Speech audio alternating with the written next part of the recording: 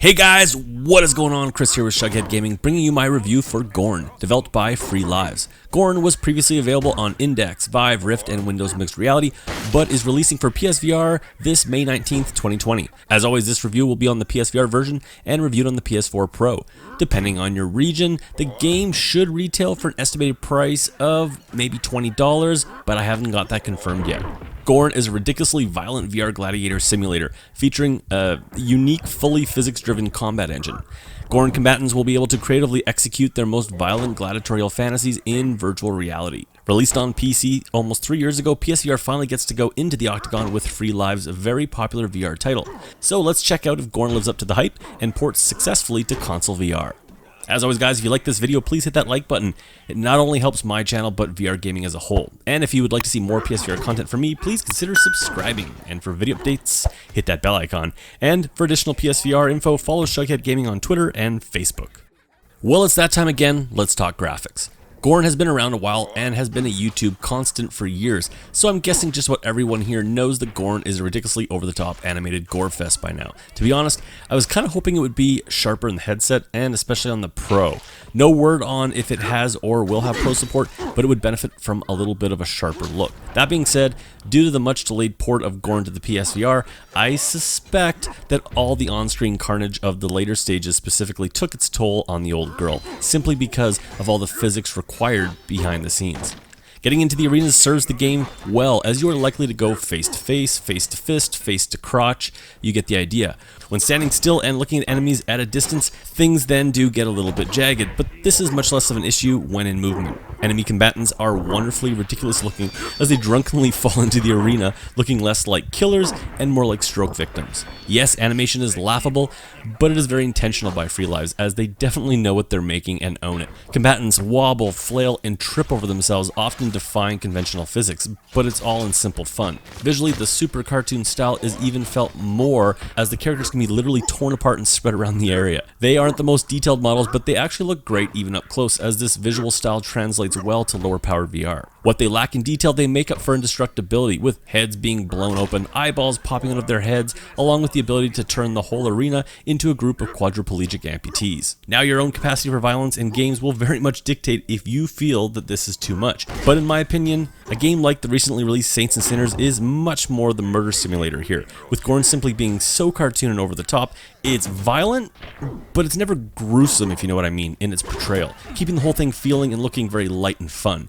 Weapons continue this style, bending and flapping around like they're made of rubber. Personally, I didn't really like this, as it took away from that whole violence thing I was talking about, but this is likely the point.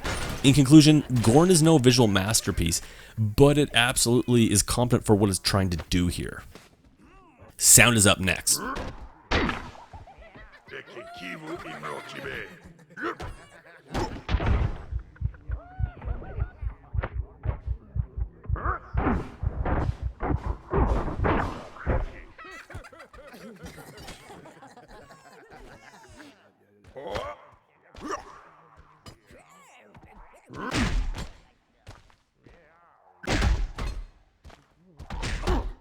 We see you kill and are not entertained.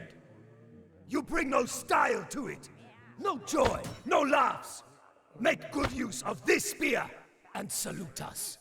This will be a quick section, as Gorn is light in the sound department, keeping it just to the essentials. Music? No. Your character voice? No. Story is basically non-existent, so no to much dialogue outside of the king prompting you to fight and entertain him, and the grunts, groans, mumbles, and garbled taunts from the combatants with half a face. What Free Lives obviously has done is basically strip away anything that isn't combat when looking at the sound offering here. Punches, squishes, blood geysers, and chopped off limbs all take center stage in the sound mix here, with armor and weapons clanging away. And really, that's about it. Sound effects here are not surprisingly very cartoony, but often still satisfying. I mean, how can they not be both of these when you can stretch an enemy's limb until it rips off? It's simple times, but good times, and it works for what Gorn is offering to VR gamers.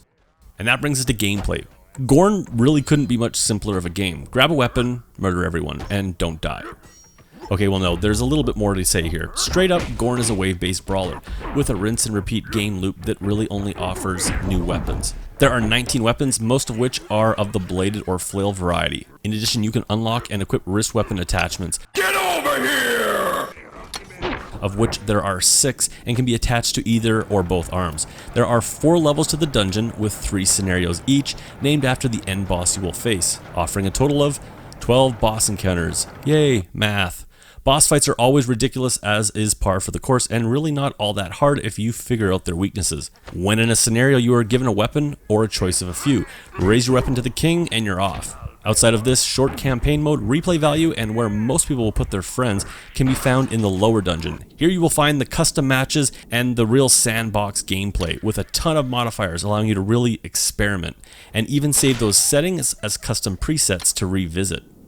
This is actually where I had the most fun, as I was able to crank up the violence but buff myself up to not die in dumb ways. And come on, who doesn't like crushing mini minions?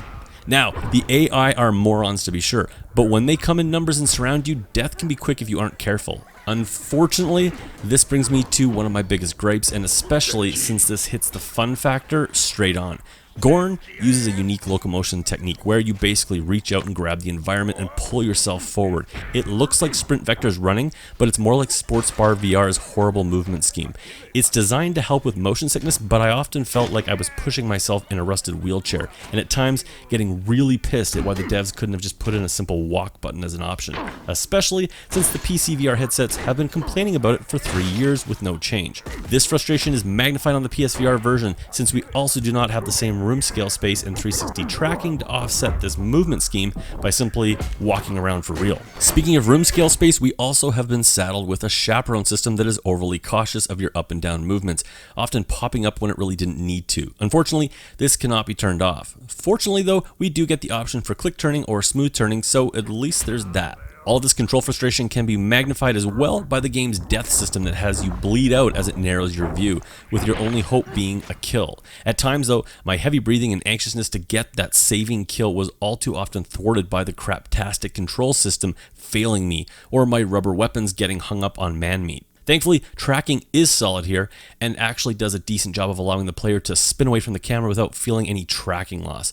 That being said, this is a picky-ass game for camera placement, as the game requires you to have tracking above your head and all the way to the ground. Not an ideal setup for the PSVR, but part of the Gorn experience. Speaking of setup, you will need 2 Move controllers, and you will need to stand to play this. I also highly recommend players with limited space or low camera placements think twice before buying this if you can't change that situation, as space is not only needed for proper tracking, but also to ensure you don't break everything around you. So even after all this, why did I still enjoy myself, you may ask?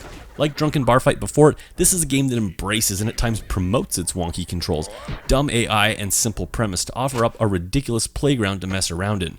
This is the stuff early VR was full of, and Gorn was one of the best at it, with a quality far above Drunken Bar Fight and playing more like the game Rage Room wanted to be.